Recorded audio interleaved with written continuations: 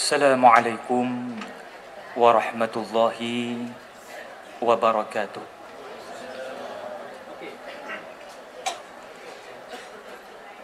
Sallallahu ala Muhammad, sallallahu alaihi wasallam, sallallahu ala Muhammad, sallallahu alaihi wasallam. InsyaAllah sama-sama tuan-tuan dan puan-puan. Sallallahu ala Muhammad, sallallahu alaihi wasallam,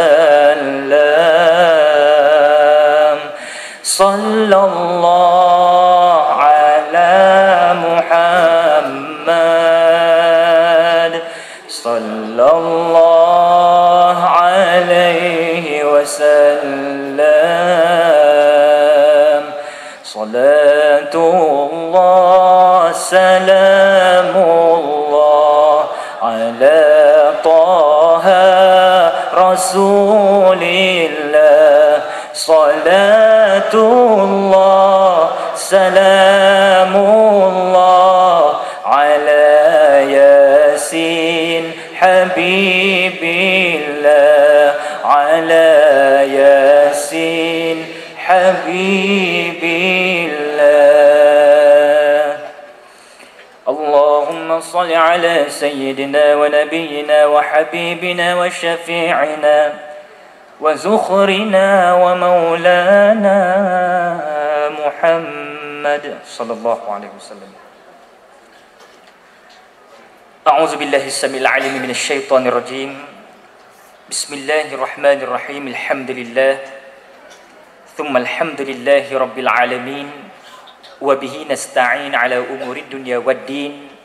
Qalu subhanaka la ilma lana illa ma 'allamtana innaka antal alimul hakim. Rabbi shrah li sadri wa yassir li amri wahlul 'uqdatam min lisani yafqahu qawli, amma ba'd.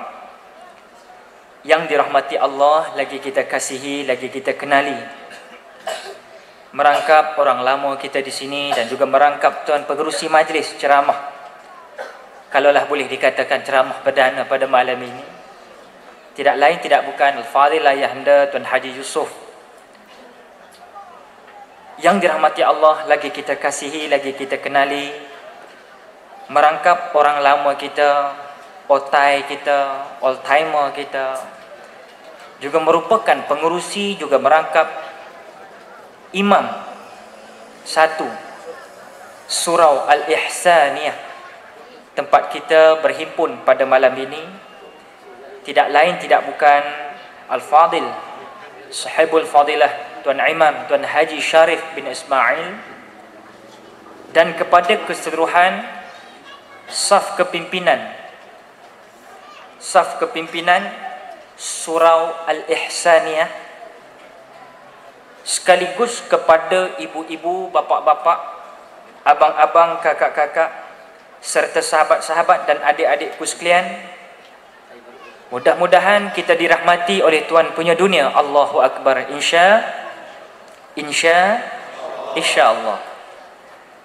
Para hadirin, kita rasa tidak berseri pada malam ini kalau setibanya saja majlis Maulud Nabi tidak dihiasi dengan program-program yang sememangnya menjadi rutin apabila sambutan Maulud Nabi diadakan di dalam negara yang kita cintai. Sebab itu, dalam majlis-majlis mana pun Maulud Nabi, dia diadakan selalunya lah dalam konteks negara kita 3 perkara. Pertama, diadakan syarahan. Yang kedua, marhaban. Yang ketiga, makan. Makan mungkin ada yang sudah, ada yang belum. Aku belum lagi. Yang sudah, sedaplah dia mendapat nikmat Allah secara zahir, Dan setelah kita duduk menikmati juadah mungkin, kita juga mengucapkan tahniah dan syabas kepada kumpulan berzanji dan marhaban serta selawat sebentar tadi yang telah pun tuan-tuan puan-puan muslimin muslimat dihidangi dengan suatu alunan berzanji marhaban. Walaupun anak tak sempat dengar tuan-tuan, tapi melihat kepada ahli-ahlinya, kita sudah tahu bahawasanya mereka memang cukup hardcore dalam bidang berzanji dan marhaban ini. Maknanya para generasi kedua, maknanya Gen 2, kita mintalah supaya mengambil intipati-intipati yang terbaik yang telah disajikan kepada kita sebentar tadi, suatu sajian budaya Islam, kesenian Islam yang makin lupus dan pupus ditelan di zaman. Sebab itu kita mengucapkan tahniah, dan ana yakin dan percaya kalau diberi ruang dan kesempatan kepada kumpulan berzanji dan marhaban kita sebentar tadi, insya-Allah dia bakal menggugat kumpulan Rabbani, Hijaz, Intim, Now Sweetheart dan rakan-rakan yang sama waktu dengannya. Para hadirin, makan sudah mungkin, marhaban sudah.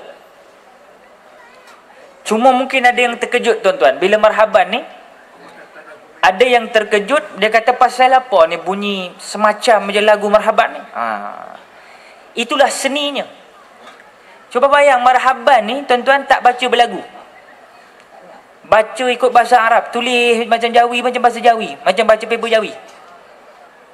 Dia tidak berapa sedap.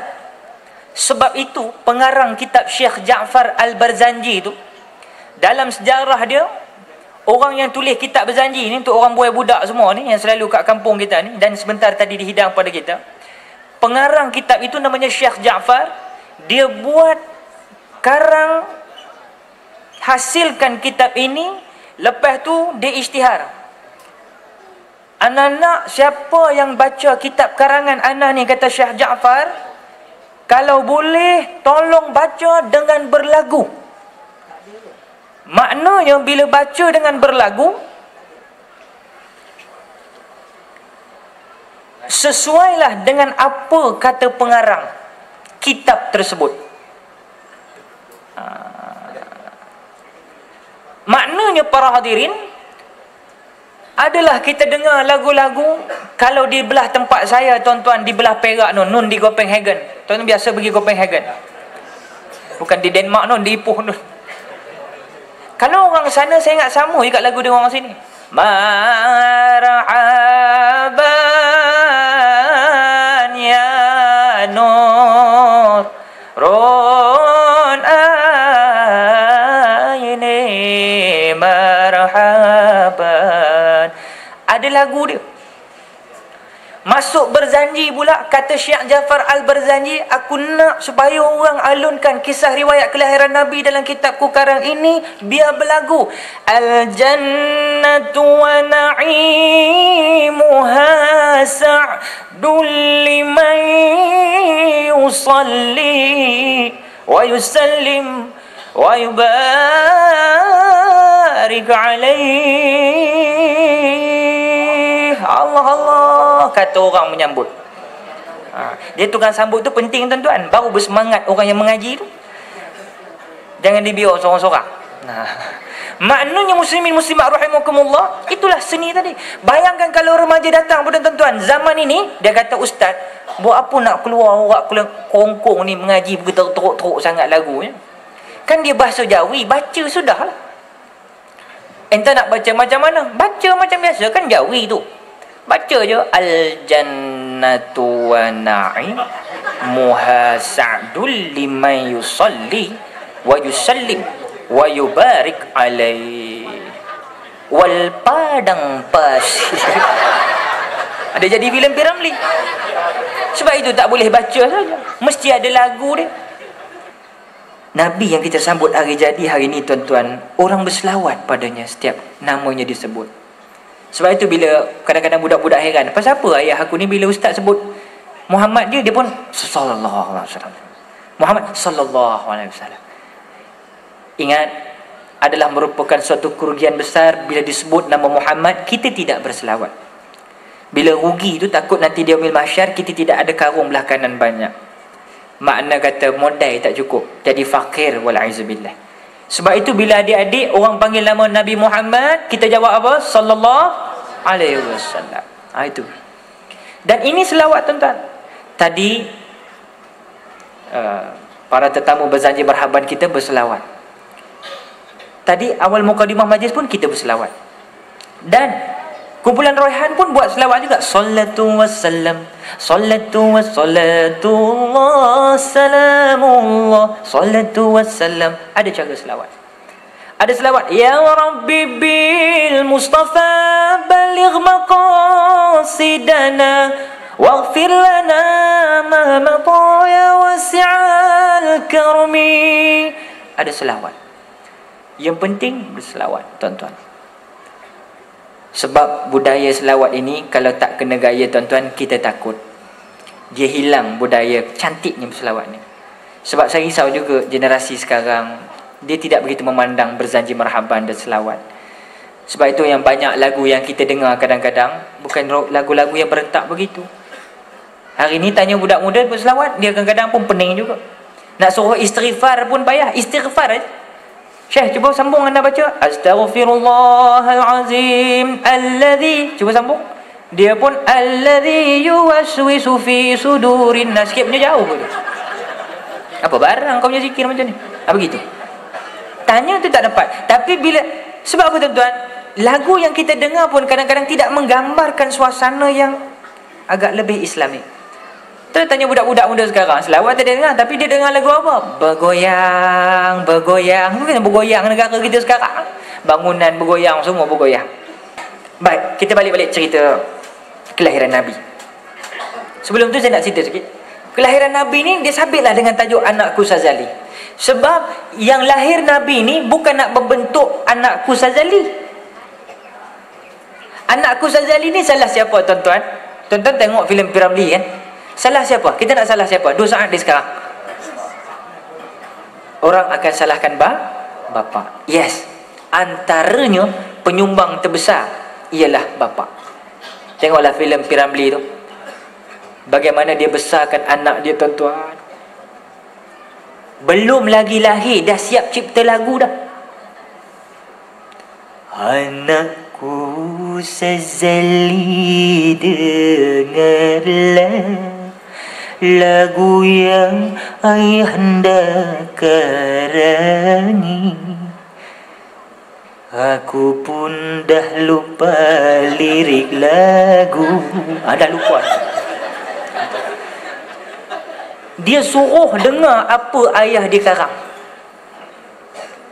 Kita dengar filem Piramli ni sampai sekarang tetap lagi masyhur. Budak lahir zaman TV warna boleh kenal Tan Sri Piramli. Betul tak betul? Terbalik, imam masjid ni dia tak kenal, Piramli dia kenal. Tak apalah tuan-tuan. Itu seni punya pasal. Tapi Piramli cuba mengadaptasikan suatu seni yang baik. Dia nak bagi tahu kalau tidak betul cara didikan anak, anak itu fitrahnya putih. Kitalah nak colour dia sama ada biru, hijau, kuning, merah, jingga. Kitalah segala-galanya. Maka silap didikan, jadilah Anakku Sazali. Ayah yang bersalah di dalam hal ini, kata dia. Kalau 10 tahun dahulu ayah nasihatkan saya, ya Sazali boleh dengar. Tapi sekarang Sazali sudah berkuasa. Saya punya ramai orang, Sazali punya banyak kuasa. Ayah dia dengan tongkat tak larat buat apa. Tangkap gigil cakap engkau. Dia terkejut tengok anak yang dibesarkan, seekor nyamuk pun tak boleh hinggap kepadamu Sazali. Aku didik engkau Sazali, walau kau bohong aku Sazali. Aku didik engkau sebagai seorang ayah yang memang diamanahkan oleh Allah dan para Rasul untuk menjadikan anak-anaknya sebagai anak yang insan saleh dan soleha. Walaupun begitu Sazali, ini balasan kau kepada ayah Sazali. Ayah sudah tua Sazali, tapi Sazali tetap menyalahkan ayah dia. Renung dan fikirlah. filem kisah dan teladan itu. Itu dalam bab itu. Dalam bab lain, cuba tengok tuan-tuan. Ada anak yang tak kenal nak balik rumah dan tidak tahu kiblat dalam rumah. Susahlah. Pening mak bapak, pening kepala. Ramai telefon, Assalamualaikum Ustaz. Panjang je Ustaz nak mereport. Ustaz ini. Mengapa makcik? Tahulah anak-anak sekarang Ustaz, suruh semayang, dia tak nak semayang. Balik 3-4 pagi. Dekat dalam bilik aku tengok dah macam-macam. Udah tu dah mula bertatu pula Ustaz. Ada gambar. Kalau gambar elok ni dah gambar tengkorak. Udah tu kita tengok rantai pula macam-macam kita tengok. Dah pandai bersubang Ustaz. Allah. Macam mana nak didik anak-anak Ustaz? Tuan-tuan, ini rasa cemas ibu dan bapa. Ada kadang-kadang ambil tindakan drastik. Ambil tindakan dengan menghukum anak dia pun tak kena juga. Budak ni tuan-tuan, jiwanya baru nak membesar, baru nak kenal identiti. Tapi kalau tak jadi identiti tak elok, identiti yang tak elok dia cari, maka jadi entiti lah dia. Makna faham je di sini tuan-tuan. Bukan saja bapa bertanggungjawab, maksud saya. Ibu, apatah lagi ibu lagi lah kena canggih. Sebab itu saya nak relatekan kepada peristiwa lahir Nabi dulu tuan-tuan. Ibu kena pegang cerita ni bu, pasal ini cerita orang perempuan. Siti Aminah mengandung bu, 3 bulan dia mengandung. Tak macam mengandung. Nak buktikan bukan sebarang benih ni. Soal ini kau tanya, jangan tanya lelaki, tanya perempuan. Pasal mereka mengandung, aku tak mengandung. Orang lelaki dia tak faham. Walaupun orang lelaki kadang-kadang macam mengandung, tapi dia tidak akan melahirkan anak. Tuan-tuan, tanya orang perempuan, 2 bulan mengandung Syekh, lalu suami bawa pakai minyak atar, muntah habis dia. Bang, bawa apa abang ni bang? Aku selalu pakai minyak wangi, dan selalu kau suka bunuh. Hari ni tak suka pasal apa? Tahulah bang, bau biar awak mati je baunya. Makna allergic. Dia tak boleh terima, allergic, sensitif. Pasal apa? Mengandung 2 bulan saja bu. Siti Aminah 3 bulan, tak ada rasa apa. Allahu Rabbi. Nak percaya ke 3 bulan punya cerita? Tak percaya. Tak yakin lagi. Allah adakan seterusnya. Masih dalam fasa pertama. Allah adakan di dalam waktu tidur Siti Aminah. Satu suara sudah mari. Satu suara datang dalam gelap gulita tidur malam Siti Aminah di sisi Abdullah bapa Nabi. Dengar suatu suara. Innaki qad hamalti bi sayyidil alamin wa khairil bariyah. Tapi taklah berlagu macam tu dalam Siti Aminah tu. Tu contoh ajalah, tak bagi sedap. Tukang jawab pun kira contoh juga lah tu kan. Okey lah tu, line clear lah tu. Nak bagi tahu. Bila Siti Aminah dengar suara waktu kat mengandung, dia dengar suara tu, apa maksud dia tuan-tuan? Ini perlu tahu bahasa Arab. By hook or by crook, kena tahu sikit sebanyak bahasa Arab. Tapi janganlah ana enta je kita tahu. Dah berpuluh tahun hidup di Malaysia, ana enta je. Ana enta. Bunyi nampak macam Arab dah dari jauh, punya ana enta je. Kan? Jangan main-main. Baik, itu satu bab. Bahasa Quran pula, Arab ni bahasa Quran. Malang sekali lah kalau orang tak ambil tahu. Baik tuan-tuan, kita balik-balik tuan-tuan.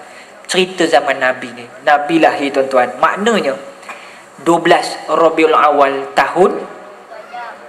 Mengapa tidak tahun rimau agak-agak tuan-tuan? Tahun singa ke tahun kijang, pilih tahun gajah.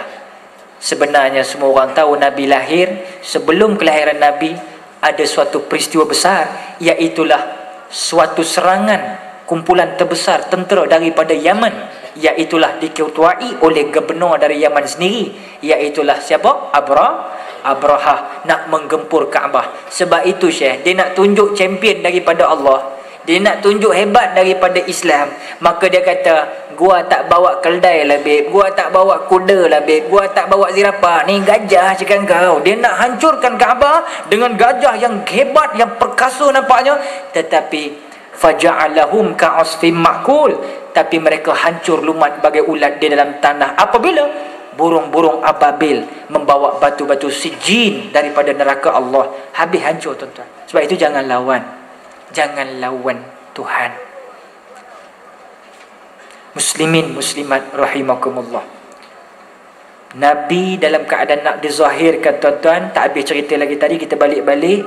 Maknanya Siti Aminah tak nak dalam keadaan dia tidur itu, katakan anak dia bakal jadi pemimpin seluruh alam dan menjadi sebaik-baik umat. Innaki qad hamalti bi sayyidil alamin khairil bariyah, itu maknanya dia pun bangunkan Abdullah. Ya Abdullah, ya Abdullah. Mengapa kata Abdullah? Siti Aminah mengapa? Dia kata, tuan-tuan, anak yang kita kandung, saya kandung, waris abang ini bakal menjadi pemimpin agung seluruh dunia, seluruh alam bang. Dia menjadi sebaik-baik manusia. Abdullah nak percaya ke makcik? Abdullah nak percaya ke mimpi ni? Kurang percaya tuan-tuan. Mimpi macam makcik lah, mimpi ni letih-letih dengan ceramah ni, balik-balik garang Allah letih berbenar lah. Ustaz dah lah lambat pula habis, dia kata letih pula lah, kata letih-letih, kaki tak basuh, bismillah 21 kali tak baca, 4 kul pun tak baca, mengodom kata orang Perak, terus tidur. Udah tidur, irama dan lagu pun keluar. Tiba-tiba mana tahu yang mengandung, kau dengar suara malam ni macam cerita kelahiran Nabi juga. Manalah tahu tengah-tengah tidur tu. Dia sebenarnya tuan-tuan, waktu Nabi, waktu Siti Aminah tidur tu, bunyi kalimah tu, "Hei Aminah, kamu tu mengandung. Anak yang kau kandung itu bila lahir kelak bakal menjadi pemimpin seluruh alam dan menjadi sebaik-baik umat, sebaik-baik manusia." Bayangkan kok malam karang kita tengah tidur, tak basuh kaki, datang suara, "Hei Joya, kau tu mengandung. Anak yang kau kandung itu bila besar nanti bakal mengganti Pak lah." Manalah tahu. Joyah pun bangun, terus bangun Bang Mae lah. Bang Mae kata. Bang Mae pun ngapai. Bukan Mae sini lah. Mengapai kata. Idaklah bang, anak awak ni datang pula suara tadi, katanya anak kita ni bakal menjadi Perdana Menteri Malaysia. Abang percaya ke? Apa kata Bang Mae? Kepala otak engkau kata. Itu lepas saya tak basuh kaki. Orang basuh kaki, baca 4 kul, tu mengaji dah, beramal tidak, tu masalah apa? Begitu masalah tuan-tuan. Apa yang berlaku tu, bila dia tengok sampai keadaan jadi macam tu, tak percaya. Abdullah lebih kurang lagi tak percaya. Mimpi tuan-tuan. Sebab itu dia adakan fasa kedua. Nak yakinkan ni, nak yakinkan Siti Aminah yang kau kandung tu bukan sebarangan orang. Apa berlaku tuan-tuan? Waktu lahir pun sudah tiba.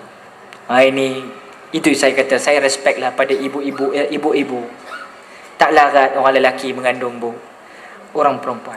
Itu pun orang perempuan dah beranak tuan-tuan, yang jaga orang perempuan juga. Pasal saya bercakap dari segi planet aku lah. Kau tengok masa sekarang, anak-anak yang jaga. Saya telah mempunyai isteri 4 orang anak. Kena faham tu. Jadi bila saya pergi Kulu Kilim macam ni, yang jaga anak siapa? Isteri. Takkan tak ada kerja kena bawa anak aku Kulu Kilim, ceramah di Meru Kelang, ceramah di Sentul, bawa anak-anak 4 berit, dia pun nak sekolah. Siapa nak jaga? Isteri juga.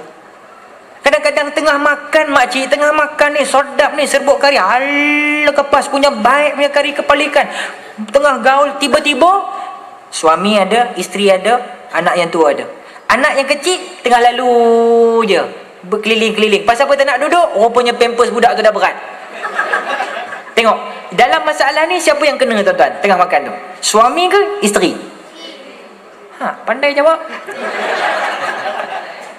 Sebenarnya suami tolong makcik. Suami sebenarnya main peranan. Jangan cakap suami tak ada main peranan. Tapi standard lah, biasalah suami tuan-tuan kan. Bila tengah makan tu, bila dia tengok, dia tolong juga. Dia tolong bagi tahu macam mana. Dah berbau dah tu. Cik, dah berbau dah tu. Apa barang. Itu pun kira tolong jugalah.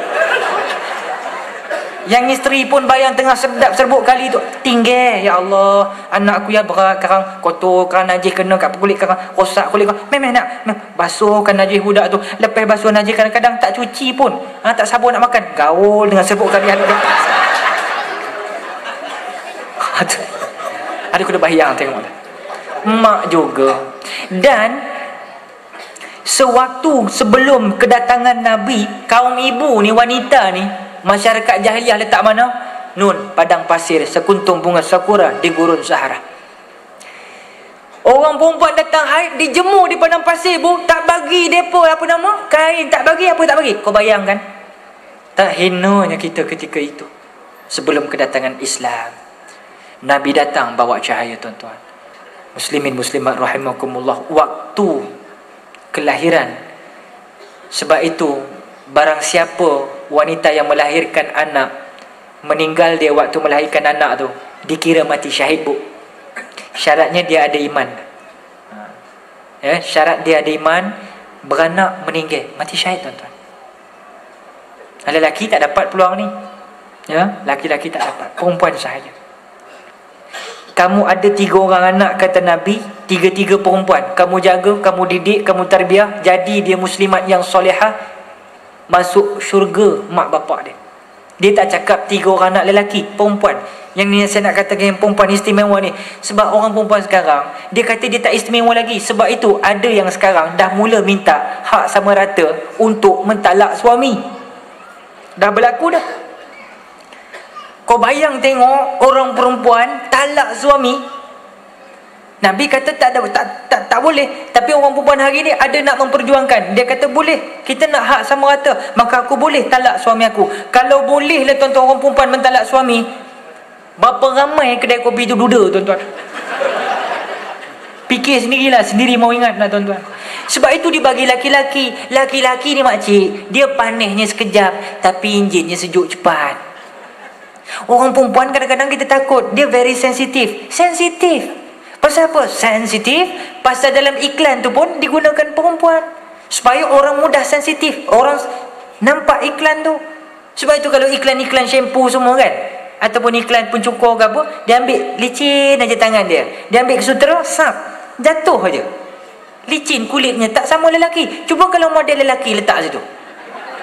Ambil kain sutera, sap, tersangkut tengah-tengah terus. Maknanya tak sesuai. So, kita kena jaga, tuan-tuan ibu bapa rahimakumullah.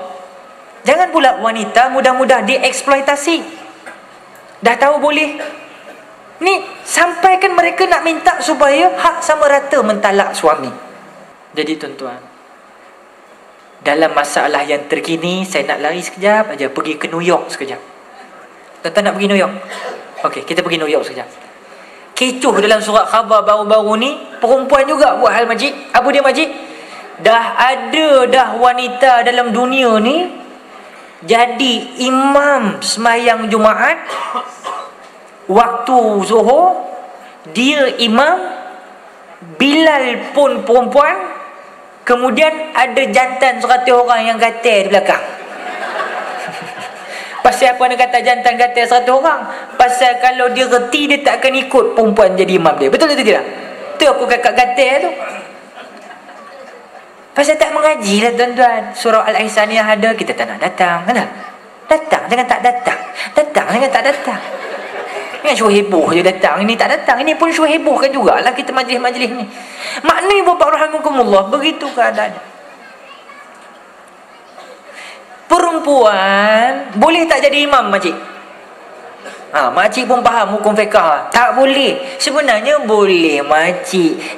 Makcik pun anggap boleh. Dia kata, maknanya saya nak bagi tahu begini. Dalam hukum fiqh, tuan-tuan, dan ada hadis, yang ni bukan cakap omong-omong, ada hadisnya yang berbunyi, la ta'umman imra'atun rajulan. Jangan sekali-kali kamu, iaitu perempuan, menjadi imam kepada laki-laki. Rawahu Ibnu Majah, riwayat Ibnu Majah. Hadis Nabi kata, janganlah.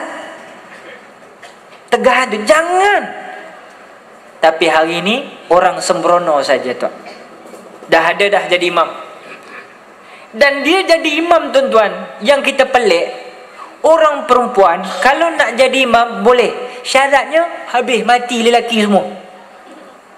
Ada perempuan aja karya tu, okey, boleh dia jadi imam, dan perempuan tu juga boleh jadi Bilal. Tapi buka kitab mazhab Imam Syafi'i dalam fikih Syafi'i, ada menyatakan bahawa kaum wanita yang nak menjadi imam kepada makmum wanita yang lain, boleh. Syaratnya bukan macam mana si lelaki mengimamkan solat kepada jemaah yang besar.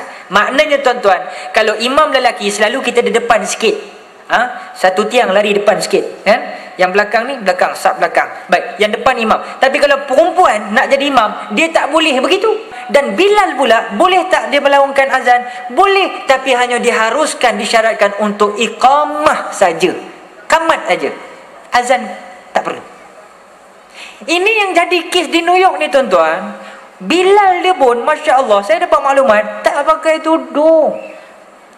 Kau bayang, hayya 'alas salah. Alamak, apa banyak? Tak pelik ke? Ini imam pula depan perempuan, yang kata 100 orang ni belakang, jantan ni. Kau bayang tak buruk ke? Imam mesti baca jahar. Siratal ladzina an'amta 'alaihim ghairil maghdubi 'alaihim waladdallin. Makmum, amin. Tak keburuk nampak. Malaikat pun pening. Patut engkau lah suara garau ke depan, suara alui di belakang. Ini masalah tuan-tuan. Saya nak bawa ni sebab ini isu semasa. Tuan-tuan kena faham ni, dalam kita nak membangun tamadun ni, kena faham benda ni. Jangan Islam kita ikut-ikut. Kita main ikut-ikut banyak. Pasal sekarang pun anak-anak dara duduk bas stand, senang benar mengikut. Adik nak pergi mana, yang seorang ke? Seorang aja. Jom lah ikut abang. Semilu 2005. Semilu 2005. Terus boleh tengok wayang. Mudah benar ngikut. Ini yang kata-kata mula-mula berdating satu tempat. Lepas tu duduk rapat-rapat. Lepas tu peluk erat-erat. Lepas tu nafas naik tersekat-sekat. Lepas nafas naik tersekat-sekat, usah dipeduli Allah dan malaikat. Lepas usah dipeduli Allah dan malaikat, usah dipeduli agama dan adat. Lepas usah dipeduli agama dan adat, yang penting apa kita buat, kita buat. Lepas dia membuat, perut kempih jadi bulat. Itu jadi. Lepas tu yang jumpa dekat tong sampah Sentul sikit satu, depan surau ada satu. Tu yang kumpulan amok dia nyanyi tu. Dalam semak, dalam longkang. Lagu rock pun bagi tahu juga. Dakwah juga tuan-tuan. Jumpa bayi yang tidak berdosa. Hasil ini, anakku Syazali balik. Baik, kita tak habis cerita Nabi. Bila jadi kejadian macam tu tuan-tuan perempuan, Abdullah tidak percaya, Aminah juga tidak percaya. Barulah datang 12 Rabiul Awal tahun gajah, maka nak dizahirkan dah. Tuan-tuan, Nabi lahir pada ketika itu waktu subuh tidak silap saya. Dalam keadaan lahir Nabi, tiang Parsi runtuh, ruyuk. Wahal paling baik cakap engkau, runtuh. Sembahan api Majusi yang beribu tahun tidak pernah padam, lahir Muhammad, api pun mati, blackout. It's really had a blackout. TNB pun tak terbuat ketika tu. Blackout. Tuan-tuan, lahir Nabi tuan-tuan, ada 6 keganjilan. Ini sematkan untuk program hari ini, 6 keganjilan. Pertama, Nabi lahir dalam keadaan bersih. Kita macam makcik, tanyalah nurse, misi, bidan, confirm tak keluar tanda darah dulu, tanda air. Tanya orang perempuan dia beritahu. Kadang-kadang kalau tanda air tu orang lelaki nak keluar, kalau tanda darah tak tahu, saya pun tak tahu, itu faham orang ibu lah. Sebab itu jantina ni, kalau boleh kita redha dan bersyukur. Yang penting anak sihat. Kadang-kadang kita umur 8 bulan tak sabar-sabar nak tengok budak, lelaki ke perempuan. Gila jumpa bomoh biasalah. Adalah bomoh ada yang okey, ada yang tak okey pun ada juga, kan? Bomoh standby lah, Amilah, mari kau Amilah. Ngapa kau Amilah? Kau nak tengok budak ke lelaki ke jantan ke produksi, lelaki perempuan. Duduk nanti kau ambilkan kelapa dulu, kata. Ambil buah kelapa, digolek dalam besen semua, ada jampi serapah semua. Lepas tu digolek pula kelapa yang tak berdosa tadi tu, atas perut kawan dah membusung 8 bulan. Tak pening kepala budak tu kena kelapa, digolek-golek begitu. Ada jampi serapah pula tu. Oi dabo be dabo. Kalau kelapa jatuh belah kanan, anak engkau anak jantan. Kalau kelapa jatuh belah kiri, anak engkau perempuan. Kalau kelapa tersangkut tengah-tengah, anak engkau anak pondan.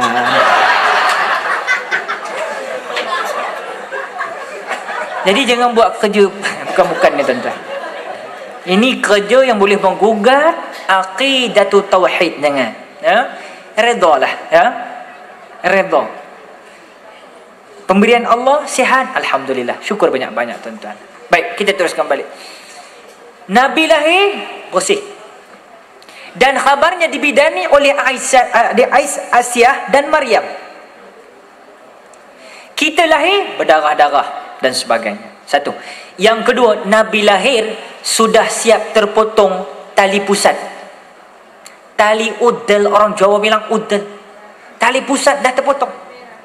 Kita cuba tanya mak kita dulu. Mak, saya dulu macam mana? Kau berbelit-belit, kau nak keluar dulu nak. 6 bidan mengerjakan kau tak keluar lagi. Maknanya berbeza.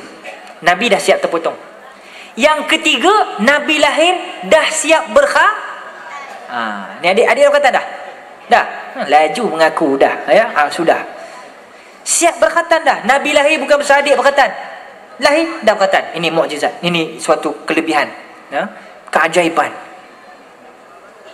Berbeza kita, ada orang 60 tahun umurnya pun masih belum berkhatan lagi. Ada tuan-tuan, bukan tak ada.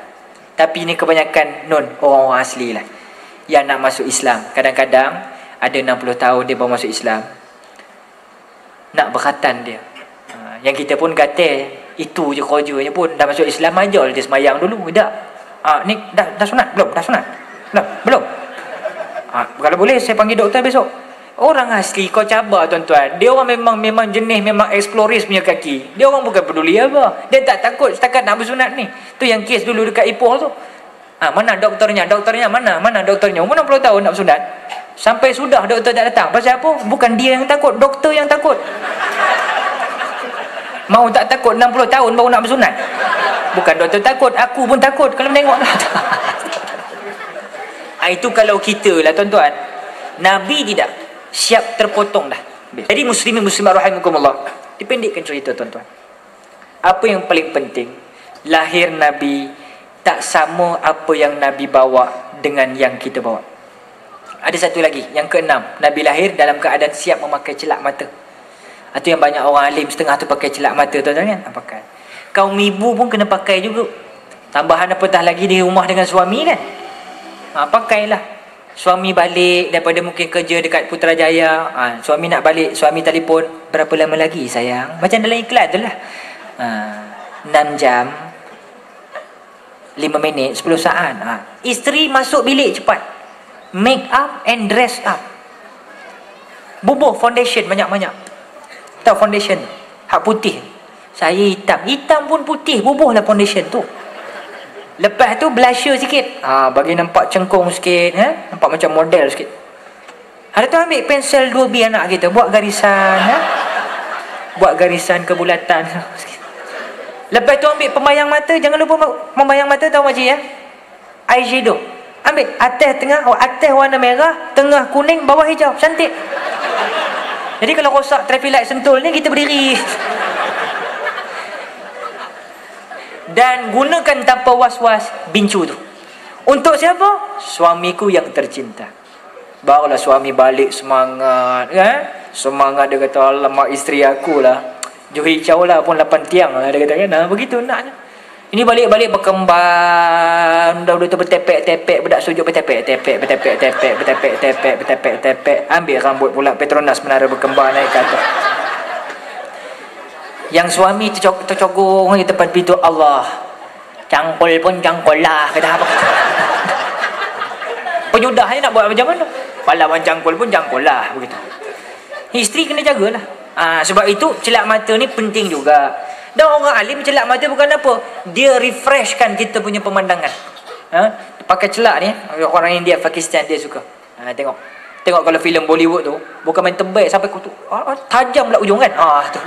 Itu cara mereka lah kan. Kita ada. Sebab itu Nabi dikatakan juga begitu. Baik, muslimin muslimat rahimakumullah. Nabi lahir ke dunia tak bawa apa yang anak kita bawa. Mengapa? Anak kita dah besar sekarang, ada kerja engineer tuan-tuan. Pergi ke Gopeng, apa kerja anak awak? Anak saya alhamdulillah dah kerja bagus di Kuala Lumpur, dia kerja architecture, dia kerja engineer. Siapa dapat nama? Mak bapak. Baguslah anak hang, cantik. Anak hang kerja apa tau? Dia sekarang jadi pensyarah terkenal alhamdulillah. Selama hari ni pun dia saya tengoklah daripada kecil dia memang saya tanam daripada sekolah elok-elok. Habis sekolah belajar SPM, STPM, dah tu masuk universiti. Ni pula universiti seberang laut dah sekarang. Hari tu lepas universiti seberang laut, universiti dalam laut, lepas universiti dalam laut, ni sekarang keluar laut balik sekarang. Ni sekarang dah kerja dah sekarang alhamdulillah. Jadi pensyarah dia dah. Wallah seronoknya aku. Orang kampung tu penumpang bangga lah Pak Wan kata, alhamdulillah orang dapat nama. Tapi Nabi tuan-tuan perempuan sallallahu alaihi wasallam tuan-tuan bukan sekadar nak bawa nama-nama dan pangkat jawatan tu, tidak. Yang Nabi bawa satu je. Apa dia? Al-Quran. Oh, Al-Quran kalamullah, kata nasyid. Allahumma arhamna bil Quran waj'alhu lana imaman wa nuran wa hudan wa rahmah. Minta rahmat, minta petunjuk, minta panduan dengan Quran. Ni doa orang khatam Quran antaranya. Tapi tuan-tuan, kita khawatir anak-anak sekarang tidak bergaul dengan Al-Quran. Bukan kata remaja je, retua pun sama kadang-kadang. Tu kadang-kadang saya khawatir, risau saya bila tengok ada orang tua-tua baru datang kelas mengaji Quran. Tapi kita ucap sabar. Sebab apa? Dia tak malu mengaji. Kadang-kadang dah tua-tua ni malu pula kan. Itu yang ngurung di rumah tu. Aku nak keluarkan orang tolak jadi imam pula, masalah juga. Gagak rumah jalan-jalan kat orang sekarang dah lah kata. Gigi dah tak ada. Gigi dah gugur, mata dah kabur, uban dah terabur, pipi dah kendor menunggu lubang kubur. Udahlah Quran tak boleh. Dah lama kita tersisih daripada masyarakat. Sebab itu remaja kena ingat benda ni. Jangan dah tua-tua esok baru. Assalamualaikum Ustaz katanya. Nak mengaji. Waalaikumsalam. Mengapa Haji? Tak tahu lah, nak mengaji lah. Pakcik nak mengaji apa Haji? Mengaji Quran lah. Pakcik nak mula daripada makcik? Daripada mana nak mula?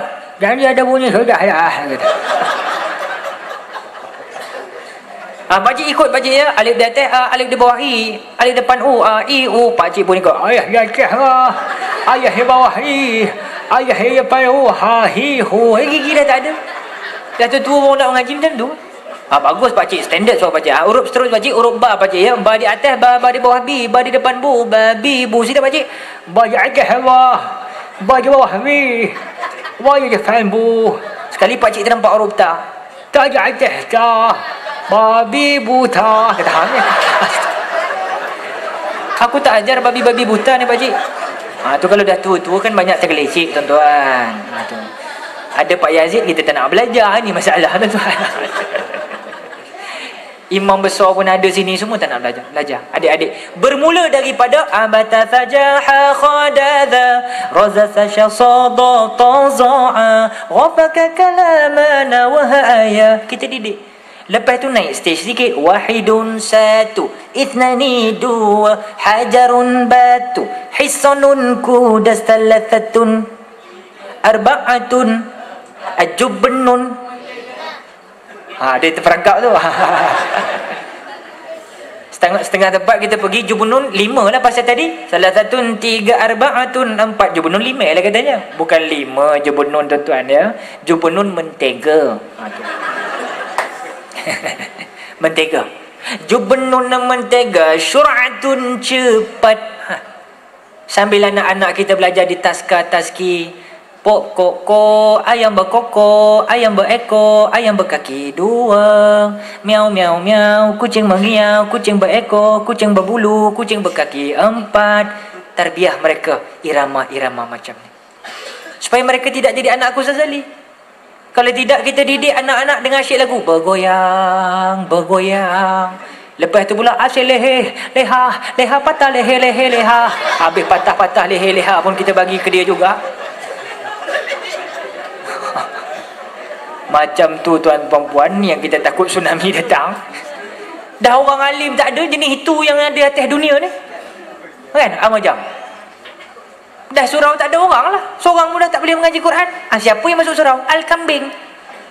Berjanggut juga kambing tu masuk. Tapi tak boleh jadi imam. Kalau tidak dia jadi imam. Kalau idak kambing memalu gitu tuan-tuan. Berapa ramai lepas raya gitu dalam masjid boleh masuk kambing. Macam lepok aja. Ingatkan imam nunggu makmum.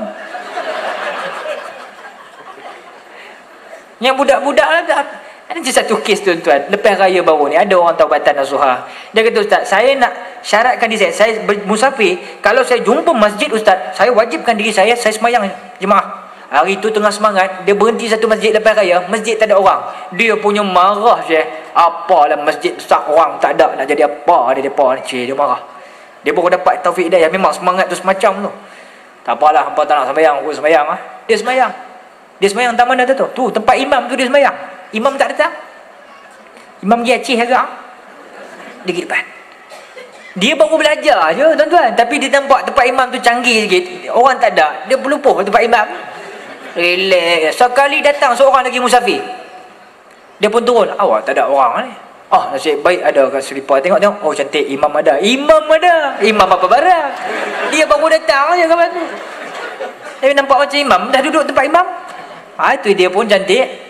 Kawan ni datang nak masbuk. Kan? Nak masbuk, dia pun ikut belakang. Tok-tok guru fiqah kata, kalau nak masuk muafiq ataupun masbuk, kalau masbuk ni selalunya tuan-tuan, jaharkan sikit. Allahu Akbar. Orang depan tahulah. Ubahlah niat kepada imam. Itu maksud jaharkan sikit. Lepas tu kalau agak tak yakin, baru dicuit depan tu. Kawan tu pegang sikit. Kan? Yang samdul seorang ni, dia datang-datang menyerbu, bunyi tidak, apa pun tidak, terus dicuitnya. Sap, cik. Member tengah baik punya khusyuk. Kau bayang tiba-tiba, hai lah bu, kau main cuit-cuit pula lah bu. Dah dia ingat mambang mana cuit dia dalam masjid. Mana tahu jenis Islam pun ada juga nak numpang sembahyang, mana tahu. Kan sembahyang awal waktu sembahyang dengan jin, sembahyang dengan malaikat-malaikat semua. Mana tahu. Dia dah teramam dah. Hai mambang, kau main cuit-cuit mambang. Ya wahai member nak masuk ikut dia jadi nanti jadi imam. Mulalah sembahyang tak khusyuk, mula dia fikir dua perkara. Pertama, khusyuk terganggu. Yang kedua, time mana yang cantik aku nak tengok siapa belakang aku ni, lembaga apa ni. Kepala otak dia dah lari ke situ dah. Bukan dia fikir apa dia baca. Lalah bila rukuk tu, ekor mata dia ternampak. Confirm ada lembaga sebelah aku ni. Dia tak tahu itu orang nak ikut dia sembahyang. Pasal jarang berimam tuan-tuan, baru dapat taufik hidayah. Lalah dia rasa nak belah waktu rukuk, rasa nak belah lah. Tapi dia tak jadi. Pasal apa? Takut dia bila dia belah waktu rukuk, selagi lembaga tu serkup dia terus, lagi bahaya. Dia tunggu dulu. Line is not clear. Dia tunggu bila? Waktu sujud. Tak ada tumaninah, terus boom, terus sujud. Waktu sujud tu cantik, line clear. Dia boleh elok menera pelan-pelan keluar. Dia keluar, adik kakak dia tubik terus. Kata orang tengah nak goyak bui. Tubik selalu. Dia keluar tu terus, yang mamat samdul ni, yang seorang makmum tadi, tinggallah dia seorang. Dia tunggu. Dia berapa lama imam tak bangun dah. Darah dah naik kepala dah. Malah dia takut ini imam ni meninggal ke ni. Dia pun ambil, tak apalah, belasah lah, tengok sikit lah, kok mana tahu meninggal sungguh. Dah diam je dia tadi. Dia pun usah tengok. Bila dia usah, tadi ada, ni tak ada pula. Ni hantu juga ni, dia pun belah pula. Masya Allah, tengok.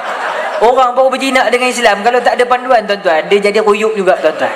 Sebab itu kena hampir majlis ilmu tuan-tuan. Talabul ilmi fardhatun 'ala kulli muslimin wal muslimat. Menuntut ilmu merupakan kewajipan bagi seorang lelaki mukmin dan wanita mukminat. Sebab itu kaum ibu, bila dia berilmu, dia tahu harga diri dia. Ya, katakan tak nak pada pendedahan rambut. Kalau kita boleh kata tak nak kepada rokok, tak nak kepada itu dan ini, tak nak pada pendedahan aurat, tak salah ke tuan-tuan perempuan? Ini kita pergi mana-mana pusat beli belah, bila tanya reception, pasal apa nama pusat ni pusat beli belah? Pasal banyak nampak pusat dan kain terbelah-belah. Ini masalah tuan-tuan. Nak tutup tu payah sangat orang perempuan. Bukan orang sinilah. Orang sini apa kurangnya? Yang dia nak bagi tahu begitu keadaan. Pasal malam cukup, pasal malam. Ya Allah, macam-macam ada. Yang mendedahkan pusat tu pula bukan seorang. Udah tu pula pusat pula macam-macam jenis. Bentuk bunga raya ada, bentuk bunga orkid ada. Ada pula jenis bertindik pula sekarang. La ilaha illallah. Tak sakit ke pusat tu? Aneh pening. Sekarang lidah pula, lidah bertindik. Bila bercakap nak tunjukkan lidah ada besi. Cakap. Ini masalah tuan-tuan. Remaja kena faham masalah ni, tuan. Barang siapa meniru suatu kaum, maka dia sama dengan kaum tu, kata Nabi. Maknanya tiru benda yang tak molek. Muslimin muslihat, kita sambung balik tuan-tuan. Lahir Nabi tuan-tuan dalam keadaan masyarakat jahiliah. Ya, jahiliah ni minum arak, zina, nafsu-nafsi. Tapi nak bagi tahu, Nabi tak pernah berzina. Nabi tak minum arak. Ada tuan-tuan dengar sejarah Nabi pernah terminum arak? Tak pernah pun. Makna siapa yang jaga Nabi? Allah. Ini yang dipanggil oleh ulama-ulama tarbiyah uluhiyah. Direct from Allah to Rasulullah Prophet Muhammad sallallahu alaihi wasallam. Kita dapat ke tarbiyah uluhiyah ni, kirim salam mawe-mawe ni untuk nabi-nabi dan para rasul. Yang kita dapat apa dia? Taufiq dan hidayah. Itu kita dapat. Itu yang kita tengok dalam paper. Allah, artis ni dah berubah dah, dapat taufik dan hidayah. Alhamdulillah, seronok tengok dia. Buka pula muka surat sebelah, alhamdulillah, artinya pun dah berubah, seronok lah mak tengok. Elok dia. Dulu tu solid, alhamdulillah. Elok benar, alhamdulillah. Buka sebelah lagi, oh ni artinya dah berubah, seronok lah mak, alhamdulillah. Dapat taufik hidayah dia, masya-Allah. Cuma masalahnya kita suka tengok artis berubah. Kita tu bila nak berubah tu masalah. Kita suka menilai penghijrahan orang lain, kita sendiri bagaimana? Adakah tetap terus sempena Maulud Nabi ni kita bukan menjadi golongan Ahlul Sunnah wal Jamaah, tapi Ahlul Punah wal Qanah?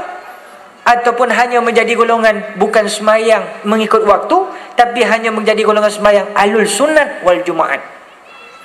Hari sunat semayang raya dia semayang, hari Jumaat dia semayang.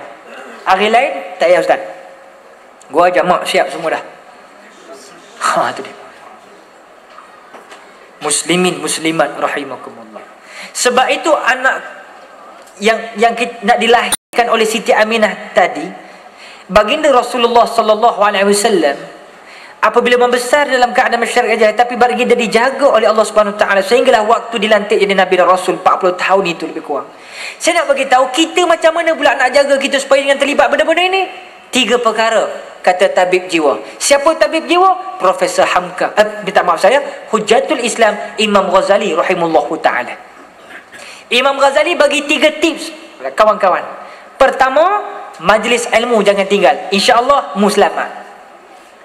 Kedua, nak selamat, cara berpakaian. Macam mana cara berpakaian? InsyaAllah muslimat. Yang ketiga, kata Imam Ghazali rahimahullah ta'ala, dah dibuat kajian semua, ni 3 perkara boleh menyekang nafsu daripada mengkhinzir buta. Apa dia? Bergaullah dengan orang alim. Cantik tuan-tuan. 3 perkara ni kalau ada remaja khususnya, insyaAllah selamat tuan-tuan. Pertama, majlis ilmu, dia faham halal haram. Yang kedua, cara berpakaian, dia akan jaga pakaian dia bila dia akan bergaul dengan orang alim. Betul atau tidak? Takkan dia brutal pakai seluar koyak, koyak rabak, rambut brutal semacam kan. Ada pula tattoo pula, sonting, duduk sebelah ulama. Duduk sebelah ulama, orang yang berjubah berserban, tak usah kata ni nampak macam orang alim lah sebelah dia. Kadang-kadang orang yang spesies macam tu, lalu anak dara, dia tak jadi mengorat lah Syekh, pasal dia ada segan lagi dengan orang alim sebelah. Betul tak betul? Ni yang kata cara berpakaian tu. Takkan sebelah ustaz kita pula join pula sekali tak? Ustaz, markah lah, cantik lah macam. Okey. Dia pula kami tu ustaz join sekali pula dia. Patut dia mesti ada rasa malu. Itu cara berpakaian. Dan dia bergaul dengan orang alim, duduk dengan orang alim ni tuan-tuan. Rapatilah, kata Luqman pada anaknya, kedua-dua lutut kamu dengan orang alim. Kerana kamu duduk dalam majlis itu seumpama tanah yang gersang, tumbuh subur di hujan yang Allah Ta'ala anugerah daripada langit. Umpama itulah curahan ilmu, taufik, hidayah kepada hati-hati yang gersang tuan-tuan. Tapi kalau tak duduk mengaji, bila nak dapat tuan-tuan? Tak dapat. Boleh di rumah relax aja, tahu-tahu terus jadi wali terus. Wali ayah boleh lah, wali nak menikahkan anak, semua orang jadi wali. Sebab itu kita kena jaga. Tengok ya, wali yang paling besar, ketua segala wali, Syekh Qadir Al-Jilani. Pasal apa dia ketua wali tuan-tuan? Bayang tengok, pernah satu malam dia tengah berzikir apa semua, dia mimpi atas jadah tu. Minta maaf cakap, sampai dia mimpi bersenggama, bersetubuh. Keluar air mani dia sampai dia mandi. Bukan sekali Allah uji tuan-tuan, 7-8 kali dia mandi. Sesejuk-sejuk malam tu dia mandi, terus sembahyang, tunggu sampai waktu subuh. Taraf ketua wali tu lah. Kalau kita macam kadang-kadang malam ni bersama sampai 3-4 hari tak mandi-mandi, tu masalah. Nampak macam orang mandi je, beli roti gardenia lah kedai, beli rokok lah kedai, beli mineral water, beli teh, beli kopi, tak mandi. Jaga-jaga tuan-tuan, ya. Bagi orang yang tidak mandi hadas besar ni, tinggallah dia. Banyak riwayat kitab-kitab muhadis Islam, ada seekor binatang yang akan menunggu di dalam kubur. Ada seekor binatang hitam besar menggerunkan. Jadi kalau ada kucing macam tu, nampak macam harimau, binatang dalam kubur tu, mungkin tanda-tanda tu lah tu. Tapi janganlah bising-bising pula. Tu mayat tu tak mandi hadas tu, dia kata. Ada binatang tu kan. Jangan kita macam mana dengan mayat ni pun tuan-tuan, bersangka baik. Betul kan? Kadang-kadang lagu ni dia main peranan tuan-tuan. Banyak tersirat balik tu surat. Tapi janganlah lagu-lagu cinta aja. Kita nak semaikan benih takwa tu melalui lagu-lagu yang begini. Ni lagu-lagu kadang har gadi badal rahi hai roop zindagi, चाव है कभी कभी है रूप जिंदगी हल पर यहाँ जेबर जियो जो है समा kal ho na ho. Sampai aku pun hafal lah tuan-tuan, bayangkan. Hafallah lagu baik-baik, ya. Adik-adik zikirullah. Anakku Sazali golongan yang tidak berzikirullah.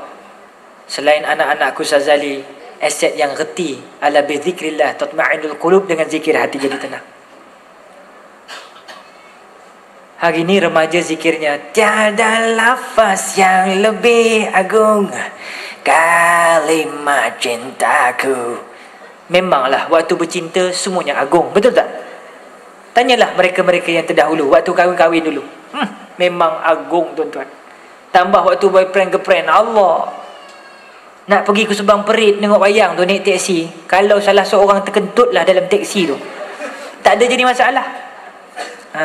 Boyfriend relax, girlfriend pun relax. Mungkin girlfriend dia terlalu banyak makan pengat pisang tadi, sekali girlfriend ni terlepas kentut dalam teksi, piwit, terlepas kentut. Yang boyfriend kata apa? Sayang kentut ke tadi? Lah bang, minta maaf lah bang, terlepas lah bang. Tak apa, kentut lagi. Boleh suruh kentut lagi. Punya agungnya cintanya ketika itu. Bila dah tua-tua ni tuan-tuan, al-maklum lah tuan-tuan. Balik ke rumah, tak adalah tuan-tuan nak bagi salam. Kalau dulu salam panjang, Assalamualaikum sayang, ceria je bunyi kan. Alamak, ceria. Sekarang main batuk aja. Bapak kau dah balik tu, undertaker dah datang, buka cepat. Mak pun faham, budak pun lari masuk bilik, tak lagat dah. Macam mana ni tuan-tuan? Ialah yang bapak pula kadang-kadang suka menakutkan anak, sedangkan bapak menjadi mentor. Kita sepatutnya menjadi ikon kepada anak-anak. Bukannya ada satu keluarga tuan-tuan, satu pekerja hotel, dia mengadu masalah. Dia kata, Ustaz, saya tak fahamlah suami saya ni. Mengapa? Anak-anak saya cukup takutlah dengan dia. Dia dengar derap tapak kaki aja, budak-budak tu lari masuk. Anak kata bagus, itu dia macam Umar dah tu. Zaman-zaman dulu waktu lalu kat kota Madinah, budak-budak pun lari.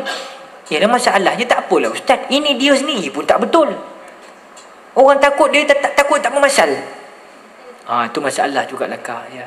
Akak sembahlah baik-baik, tu aku suami akak, ya. Pelan-pelan. Bermaja takut, anak dia takut pada bapak bukan kerana respect ke bapak, takut kerana takut dan disaluti oleh benci. Apa penyudah tuan-tuan? Anak-anak ni jadi anakku Sazali juga. Jenis ni yang akhirnya apa berlaku? Nak pergi sekolah, tapi dalam beg sekolah ada pakaian hip hop. Nak pergi sekolah, tahu-tahu mak bapak tengah berjalan beli KFC, dia duk ada dengan dia punya markah dari KFC. Baik punya cakap kau. Hak ni berlaku. Balik ke rumah, Timah, kau pergi mana tadi? Tuition mak, dia kata. Tuition apa? Kita dah nampak dia dengan boyfriend dia berjalan tadi. Dia menipu depan kita. Anakku Sazaliah sungguh engkau ni. Pasal Timah Sazaliah lah, kalau lelaki Sazali. Begitulah jalan dia tuan-tuan. So macam mana tuan-tuan? Kita tengok ibu bapa rahimakumullah. Kita kenal anak kita, tapi tak ramai yang kenal Rasulullah SAW. Jadi malam ni saya ambil kesempatan sikit lah tuan-tuan. Dalam masa yang tak berapa banyak ni, saya nak ambil kesempatan sikit. Kena kenal Nabi. Mana tahu tuan-tuan, ramai orang baca doa nak mimpi jumpa Nabi. Kan ada tu doa tu kan dalam kitab-kitab. Tapi lah jumpa Nabi pun nak kenal juga, nak tahu sikit sebanyak. Mana kita tahu datang tu, kita kata besok orang kita orang, malam tadi aku mimpi Rasulullah lah.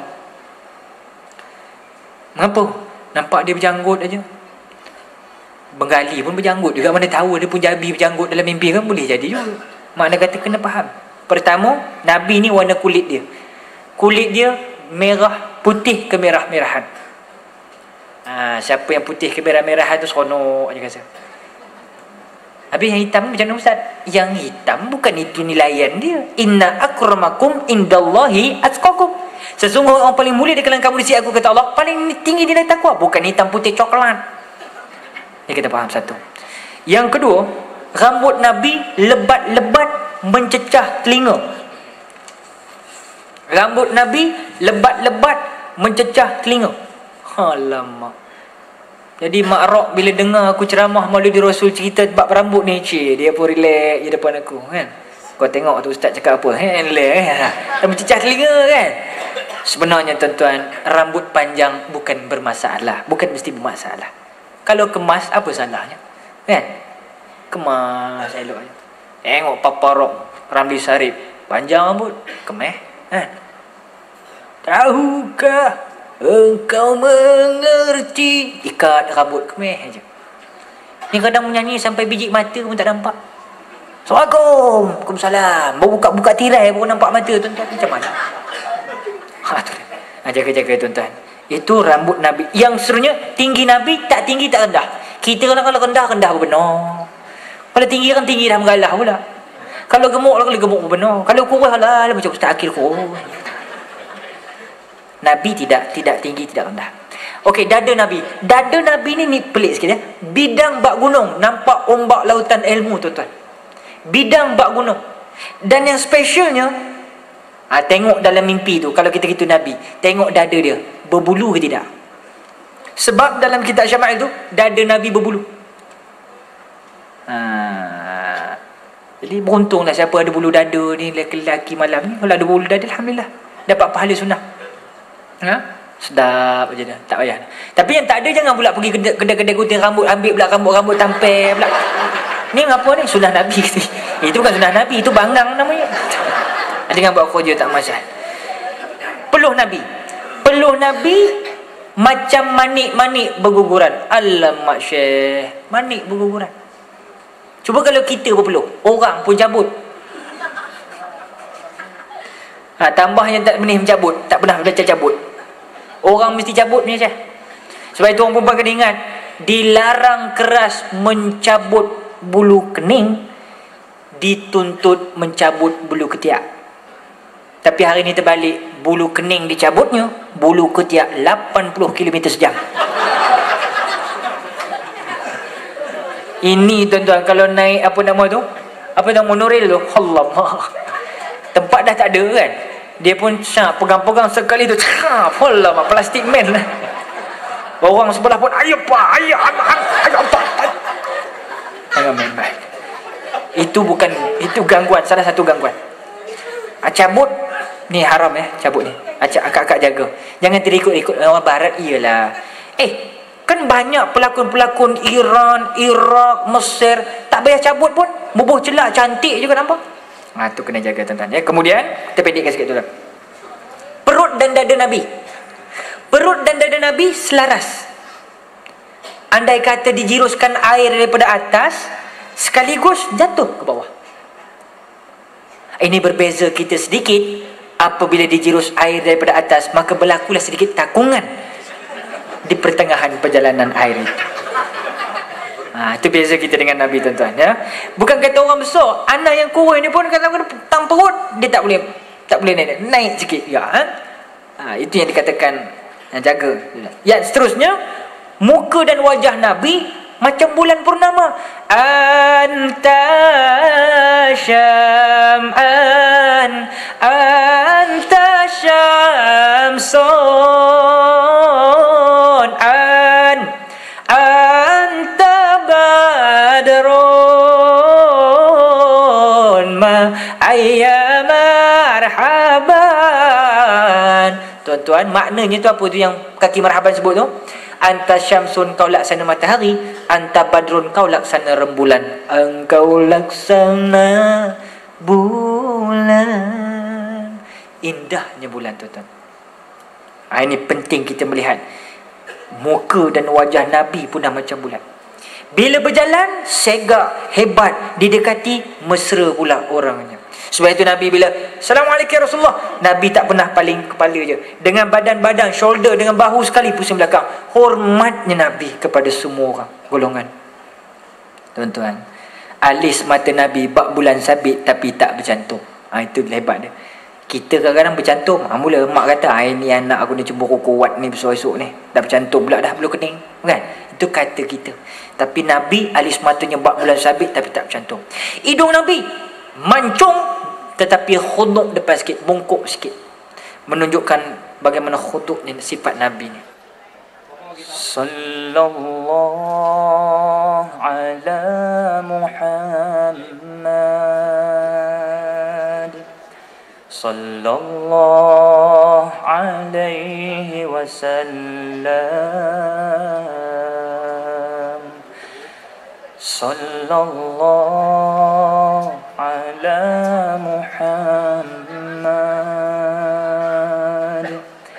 sallallahu alaihi wasallam.